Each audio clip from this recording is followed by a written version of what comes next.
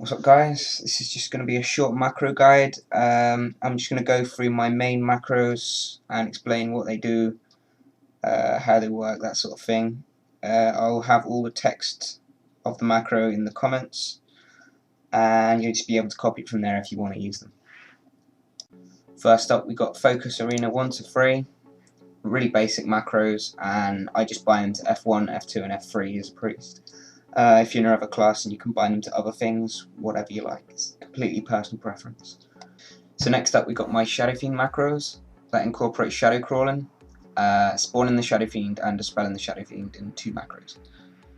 So this next macro is a Stopcasting macro for inner focus, and I came up with this idea after faking and then being imp CS'd and not actually being able to keep someone up, or the MCS is sometimes too much and people die because of it. So what this macro does is you can interrupt your cast with it. So you'll fake the CS and at the same time you'll pop inner focus and you'll get immune on the CS, and then you'll be able to heal. That way he definitely CS's into aura mastery and you can heal freely. So here I've got 2 PI macros. The first one is for me personally, and I've also added in a trinket and used 10, which is gloves. So if you're engineering or you've got a power-up trinket you'd like to add in, you can do that too. The second macro is for my mage. I play a lot of RMP, as you probably guessed, so I need a PI macro for my mage when we're bursting. These are just 2 really simple target party 1, target party 2 macros. I prefer doing it with a macro rather than with the key bindings interface because it's actually quicker. There's a little bit of delay on the key bindings. Here's where I start putting in some modifier macros.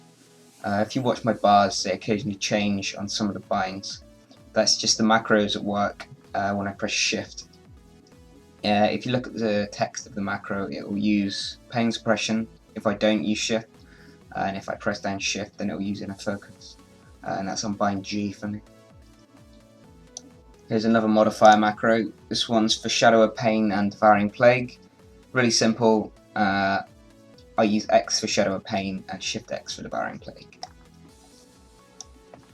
Here I've got a Help Harm macro. Stopcasting, I had some problems with lacking binds due to the addition of Mind Spike. So what I did is I put Heal and Mind Spike on bind 5. And if I target an enemy, it will use Mind Spike. If I target a player, it will use Heal. Here's another modifier. This one's for Shackle and Psychic Scream. And you'll also see I've got a Cancel or a Dispersion in there in case I'm Shadow. This basically lets me fear while I'm in Dispersion pretty much instantly. Next up is a POM Fear Ward modifier. And this does 3 different things, all of them on 3 or a modifier of 3. So if I just press 3, it will do Prayer of Mending. If I press Shift 3, then it will field myself. And if I press Control 3, then it will field my Shadowfiend. Now a lot of people have been asking me about this macro in particular. It's the Stopwatch macro that I used to use. I'm now using Interrupt Bar. Basically what the Stopwatch macro does is when anyone in the game uses CS, it starts the timer for 24 seconds. Also works for Spell Lock. The reason I stopped using it is because it's a little bit dodgy with players on your own team. So it's never 100%, but it's the best possible indicator, to be honest. The first macro just creates the stopwatch frame, and the second macro sets it timing. Another really simple macro, all it does is lets me have inner will and inner fire on the same bind. And it just basically cycles through them over and over and over forever.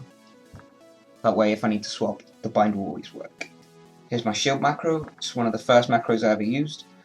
And what it does is lets me shield people with C and then shield myself with Shift C.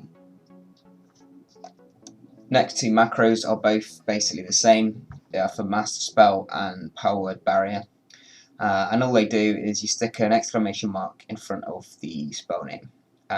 When you put up the ring, if you're spamming the bind, it won't disappear. Whilst if you're using the spell version, the ring will just go on and off, on and off.